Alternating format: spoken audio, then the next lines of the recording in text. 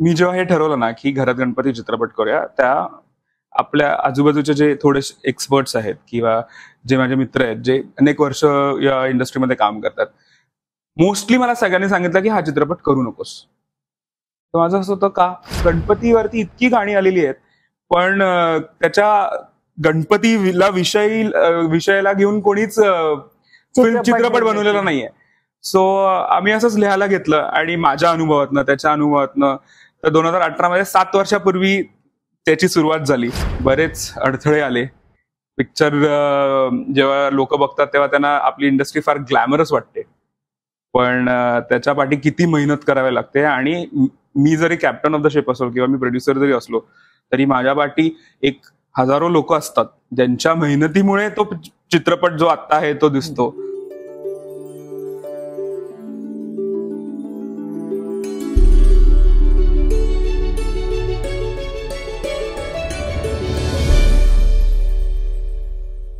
नमस्कार मंडळी. नॉर्मली आपण बघतो की एखादा चित्रपट अभिनेता असतो किंवा अभिनेत्री असते, एक 5-6 चित्रपट झाले, थोडी पुंजी जमवली की नंतर चित्रपट निर्मितीच्या क्षेत्रात येतात.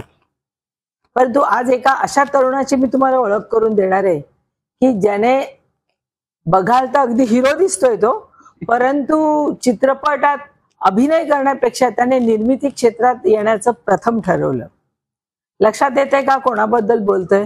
कारण सगळीकडे सध्या त्याचं नाव खूप गाजतंय ते एका चित्रपटामुळे. ते कुठलं? घरात गणपती.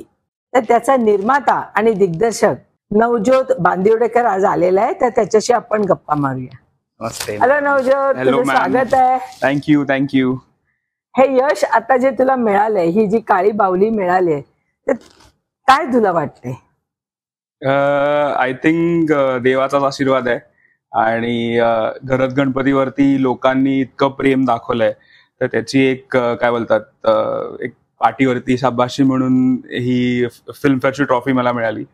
आणि खरं तर अजूनही मला बिलीव्ह नाही होत आहे, कारण का कुठलाही फिल्ममेकर इंडियामध्ये जेव्हा फिल्म चालू करतो किंवा या क्षेत्रात येतो तर तेव्हा त्याच्या मनात असं असतं की at the end of the day Filmfare ही घरी आली पाहिजे ट्रॉफी. बरोबर. तर पहिल्याच चित्रपटासाठी मला फिल्मफेअर मिळालंय, त्यामुळे अजून पहिल्याच पदार्पणात तुला डिरेक्शनचं पण अवॉर्ड मिळालंय, चित्रपटाला पण तुझे अवॉर्ड मिळालंय. म्हणून म्हटलं की तुला काय वाटतंय, कारण प्रत्येक जण स्वप्न बघत असतं की मला अवॉर्ड मिळावं, प्रत्येकाची इच्छा असते आणि ते स्वप्न पूर्ण होताना बघून त्या व्यक्तीला जो आनंद होतो तो अत्यंत म्हणजे त्याचं वर्णन करता येणार नाही. तर म्हणून मी तुला तोच पहिला प्रश्न विचारला की तुला काय वाटतं ती काळी बाहुली हातात धरताना? काळी बाहुली ऍक्च्युली हातात जेव्हा पहिल्यांदा घेतले तेव्हा इतकं ते ओव्हरवेल्मिंग होतं ना की त्या क्षणी लक्षात नाही आलं. पण जसे जसं दिवस गेले किंवा आज जर फिल्मफेअरचा अवॉर्ड्स नाईट झाली तर उद्या सकाळी तुम्हाला बिलीव्ह नाही होणार, माझ्या आयुष्यात असं कधीच झालं नव्हतं. जो हजारोहून जास्त मेसेजेस आणि कॉल्स होते, म्हणजे माझे पुढचे 3 दिवस लोकांना परत उत्तर देण्यामध्येच गेले. आणि त्या ह्याच्यामध्ये त्याचा अंदाज येत गेला की हे केवढं मोठं अचीव्हमेंट आहे. म्हणजे त्या क्षणामध्ये असं होतं की ओके आपण जिंकलो, वा मस्त वाटतंय, छान वाटतंय. पण जसं लोकांनी फोन करायला लागले किंवा त्यांचे जे एवढे मोठे मोठे मेसेजेस होते की आम्हाला फार अभिमान आहे तुझा, आणि सर्वात मोठं म्हणजे मला सर्वात कॉमन जे लोकांचं म्हणणं होतं ना की तुझं अभिनंदन तर आहे पण आम्हाला ती ट्रॉफी बघायला मिळेल का? तर मला पहिल्यांदा कळलं ना की सगळेच जण असं का विचारतायत. तर माझा मित्र मला बोलला की फिल्मफेअर आम्ही लहानपणापासून टीव्हीवरती बघितलेलं आहे, पण आज पहिल्यांदा कोणतरी आम्हाला असं माहिती आहे ज्याच्या घरी ती ट्रॉफी आलेली आहे, म्हणजे आम्हाला ती स्वतःहून बघता येईल. तेव्हा मला असं रिअलाइज झालं की एक मोठी अचीव्हमेंट आपल्याकडे आलेली आहे. ह्या ट्रॉफी पर्यंत जाण्याचा जो प्रवास होता तो नक्कीच सोपा नसणार. तर मला सगळ्यांना हे कळू देत की त्याच्यासाठी तुला काय कष्ट घ्यावे लागले? कष्ट म्हणजे एक तर मी माझ्याबद्दल तुम्हाला थोडं सांगतो. मी साधारण 2010-11 मध्ये युएसला गेलो फिल्म मेकिंगचं शिक्षण घेण्यासाठी. सॅन फ्रान्सिस्कोमध्ये मी शिकलो. तिथे 3-3.5 वर्षानंतर हॉलिवूडमध्ये काम केलं आणि त्याच्यानंतर इंडियात येऊन मी माझी स्वतःची कंपनी चालू केली. हे सगळं करत असताना बरेच शॉर्ट फिल्म्स, टीव्हीसी ऍड्स हे सगळं चालू होतं. पण पहिला चित्रपट कुठला करायचा ह्याच्यावरती एक मोठा प्रश्न होता. आणि 2018 मध्ये घरात गणपतीच्या स्टोरीची आयडिया आम्हाला आली आणि मी तेव्हा म्हणजे जो ही कथा कोणाची होती? सो ही कथा मी आणि माझा मित्र आलोक सुतार आहे. सो आम्ही दोघं असंच एकदा गणपतीबद्दल गप्पा मारत बसलेलो आणि तेव्हा आम्हाला रिअलाइज झालं की गणपतीवरती इतकी गाणी आलेली आहेत, पण त्याच्या गणपतीला विषयाला घेऊन कोणीच चित्रपट बनवलेला नाहीये. सो आम्ही असंच लिहायला घेतलं आणि माझ्या अनुभवातनं त्याच्या अनुभवातनं तर 2018 मध्ये 7 वर्षापूर्वी त्याची सुरुवात झाली आणि त्याच्यानंतर लॉकडाऊन झाल्यामुळे तो चित्रपट काही सुरू नाही झाला. लॉकडाऊन नंतर आता तो सुरू होऊन जवळजवळ 3.5 वर्षाची त्याच्या पाठी परत पिक्चरचे प्रोडक्शन पासून ते रिलीज होईपर्यंतची एवढी सगळी मेहनत आहे. बरेच अडथळे आले. पिक्चर जेव्हा लोक बघतात तेव्हा त्यांना आपली इंडस्ट्री फार ग्लॅमरस वाटते, पण त्याच्या पाठी किती मेहनत करावी लागते. आणि मी जरी कॅप्टन ऑफ द शिप असलो किंवा मी प्रोड्युसर जरी असलो तरी माझ्या पाठी हजारो लोक असतात ज्यांच्या मेहनतीमुळे तो चित्रपट जो आता आहे तो दिसतो. सो अशा कष्टात ना आज मी तुमच्या बरोबर बसलेलो आहे. तेच ऐकायचंय, हे कष्ट आणि अडथळे काय काय आले तुला? कारण सगळ्यांना तेच ऐकण्यात इंटरेस्ट आहे. एवढं हे करून तू यश संपादन केलेलं आहेस, तर त्या यशापर्यंत जाताना तुला काय काय अडचणींना तोंड द्यावं लागलं? पहिलं म्हणजे तर मी जेव्हा हे ठरवलं ना की घरात गणपती चित्रपट करूया, त्या आपल्या आजूबाजूचे जे थोडे एक्सपर्ट्स आहेत किंवा जे माझे मित्र आहेत जे अनेक वर्ष या इंडस्ट्रीमध्ये काम करतात, मोस्टली मला सगळ्यांनी सांगितलं की हा चित्रपट करू नकोस. तर माझं असं होतं का, तर त्यांचं म्हणणं होतं की तुझा पहिला चित्रपट हे 1-2 कॅरेक्टर्सना घेऊन सिंपल अशी गोष्ट तू निवड आणि ते कर. कारण का पहिल्याच चित्रपटामध्ये 14 कॅरेक्टर्स तू घेतोयस, त्या 14 ऍक्टर्सना तुला सांभाळावं लागणार आहे, त्यांच्या बरोबर त्यांचं काम काढून घेणं. सगळे मोठे मोठे आर्टिस्ट घेतले होतेस तू. पण माझं असं होतं की मला ही स्टोरी पटते, मला ती मनाला भिडलेली आहे आणि मला ही गोष्ट सांगायची आहे. कारण का आपल्या गणपती बाप्पाची गोष्ट कोणीच सांगितली नाहीये. म्हणून मी कोणाचं न ऐकता, जसं मी आहे रिबेलियस मोडमध्ये, मी चित्रपटाची निर्मितीची सुरुवात केली. आणि सर्वात पहिला मोठा टास्क होता की घरात कुटुंब हे कसं असलं पाहिजे आणि ते कॅरेक्टर्स कोण प्ले करतील.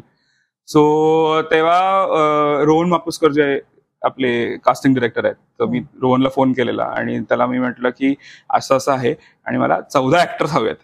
आणि 14 ऍक्टर्स या पिक्चरमध्ये असं नाही आहे की गेस्ट अपिअरन्सेस आहेत, म्हणजे सगळे अख्खं कुटुंब ऑलमोस्ट 80% ऑफ द फिल्मला एकत्र आहेत. माझे सगळे 80 to 90% फिल्म मध्ये अख्खी फॅमिली एकत्र आहे. त्यामुळे पहिला तर मुद्दा असा होता की मला तू असं कुटुंब बांधून दे जे कधीच कोणी असं एकत्र बघितलं नसेल. म्हणजे भरपूर लोकांनी आजीचे रोल केलेत, भरपूर लोकांनी आजोबांचे. ते टिपिकल जे कास्टिंग असतं की आजी म्हटले की हे 2 अशी असतात. म्हटलं मला असं नकोय, मला अनकन्व्हेन्शनल कास्टिंग करायचं, आपण काय करू शकतो. आणि दुसरा माझा मोठी रिक्वायरमेंट होती की हे शूटिंग करताना मला सगळ्यांचे बल्क डेट्स हवेत, जे आय थिंक मराठी इंडस्ट्रीमध्ये होत नाही. कारण आपण एक ठराविक डेट्स घेतो आणि जातो. पण जर मला या सगळ्यांना एकत्र आणून जर ही फिल्म करायची असेल तर मला त्यांचे एक बल्क डेट्सची गरज होती की 1 महिना ते पूर्ण माझ्याबरोबर आहेत, म्हणजे फ्रीडमनी आम्ही काम करू शकतो. आणि तिथून मग कास्टिंगची सुरुवात झाली. एक चांगली गोष्ट अशी झाली की मी ज्या लोकांना भेटलो, फर्स्ट टाइम ज्यांना भेटलो, त्यांनी नरेशनमध्येच ते हो बोलले. त्यामुळे मला असं बोलतात ना की सगळं डेस्टिनीमध्ये लिहिलेलं असतं, असं कुटुंब कुठे शोधायला लागलं नाही. आमचे जे पहिले चॉईसेस होते हे खरंच कुटुंब असल्यासारखं वाटतं. हो. तू स्वतः जॉईंट फॅमिलीमध्ये राहतोस की? सो आमची बांदुडेकर हे जॉईंट फॅमिली, म्हणजे जसं आपल्या ह्याच्यात कसं आहे घरात गणपतीमध्ये कसं आहे की आजी आजोबा आणि त्यांची 3 मुलं, असं म्हणजे असं तुम्ही बोलू शकता ही माझीच गोष्ट आहे जी मी लोकांसमोर आणली आहे. पण माझे बाबा 1985ला मुंबईला शिफ्ट झाले कोल्हापूरवरनं. ते वकील आहेत बॉम्बे हायकोर्टमध्ये. सो असं करत करत सगळेजण वेगळ्या वेगळ्या सिटीजमध्ये शिफ्ट झाले. आणि आमचं हे नक्की असायचं की गणपती किंवा उन्हाळ्याची सुट्टी किंवा दिवाळीची सुट्टीला आम्ही सगळेजण गावी जायचो.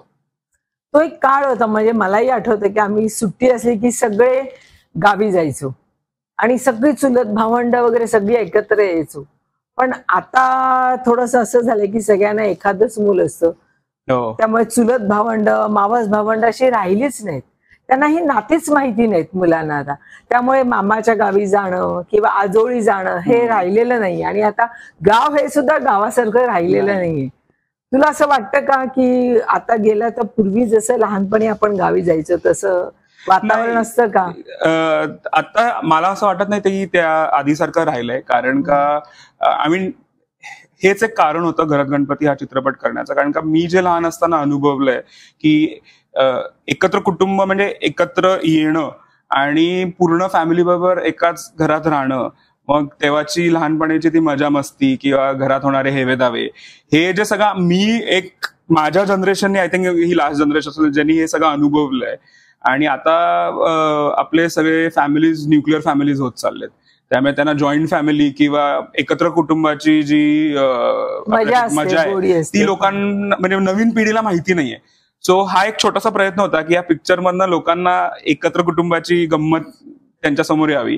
आणि जे मी अनुभवलंय तर असं कुठेतरी वाटतं की नवीन जनरेशननी हे मिस नाही करावं, कारण का तुमच्या भावंडांबरोबर कझिन्स बरोबर त्या सुट्टीत जी मजा आपण करतो ती आय थिंक मला कुठेतरी असं वाटतं की एक फ्युचरमध्ये जेव्हा आपण मोठे होतो तर ते एक ह्युमन डेव्हलपमेंटसाठी पण फार महत्वाचं आहे. कारण त्या जुन्या आठवणी जेव्हा आपल्याला येतात त्या खरंच मन प्रसन्न होतं. आता सध्या सगळीकडे गणपतीचं मंगलमय वातावरण आहे. गणपती आता नुकतेच येत आहेत सगळ्यांच्या घरी. सगळीकडे रस्त्यावरती गर्दी आहे, फुल मार्केटमध्ये गर्दी आहे, सजावटी सगळी जिथे बघू तिथे गर्दी आहे. अच्छा, ह्या मंगल प्रसंगी आपल्याला बाप्पाची खूप आठवण येते आणि बाप्पा येणार म्हणून आपण खूप आनंदात असतो. हे घरात गणपती हा कॉन्सेप्ट तुला सुचला कसा? सो कोल्हापूरला आमच्याकडे गेले 75 वर्ष गणपती येतोय. सो गणपतीमध्ये आम्ही अख्खे सगळं बांदोडेकर कुटुंब एकत्र येतो. आणि आय थिंक हे सगळ्यांच्याच घरी असं आहे की कोणाकोणाकडे जे गावात कोकणात जिथे जिथे गणपती येतात त्या गणपतीला काहीही झालं तरी आपण गावाला गणपतीला जातो.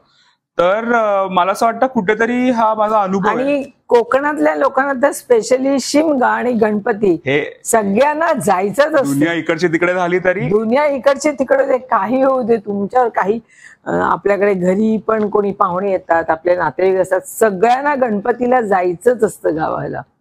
करेक्ट. सो ते मी म्हणजे माझं असं म्हणणं होतं की तो जो माझा अनुभव आहे गणपतीच्या वेळी जेव्हा एकत्र फॅमिली येते तो कुठेतरी लोकांपर्यंत आला पाहिजे. आणि त्याच प्रयत्नाने आम्ही असं ठरवलं की गणपतीवरती ही गोष्ट करूया. आणि तुमच्या आणि माझ्या घरातली गोष्ट आहे. हो, प्रत्येकाच्या घरातली गोष्ट आहे. तुम्ही एकत्र जर 14 फॅमिली मेंबर्स किंवा त्याच्याहून जास्त एकत्र आल्यानंतर जे घडतं, एकमेकांमधलं प्रेम असो किंवा एकमेकांमधलं भांडण असो किंवा आजी आजोबांची जे एक नातवंडांवरती प्रेम असतं, तर तो अनुभव आय थिंक आता जास्त नाही राहिलाय. कारण का जसं तुम्ही बोललात की आजकाल प्रत्येकाला एकच मूल असतं किंवा तेवढ्या फॅमिलीज पण छोट्या होतात, न्यूक्लिअर फॅमिलीज झाल्या. त्यामुळे ते कुठेतरी लोकांपर्यंत आलं पाहिजे. आणि हाच अनुभव ऍक्च्युली लोकांनी मला उलटा सांगितला की एक नॉस्टॅल्जियामध्ये तू आम्हाला घेऊन गेलास आणि आमच्या एकत्र कुटुंबाची जी मस्ती होती किंवा मज्जा होती ती तू या चित्रपटाच्या निमित्ताने आम्हाला परत अनुभवायला मिळाली. सो तोच मेन थॉट होता. कारण का गणपतीचे गाणी भरपूर आलीत, पण गणपतीमध्ये म्हणजे आणि दुसरा एक तुम्हाला सांगायचं म्हणजे की मी गणपती बाप्पाचा मोठा फॅन आहे. म्हणजे गणपती बाप्पा हे माझ्यासाठी भक्त आहेत.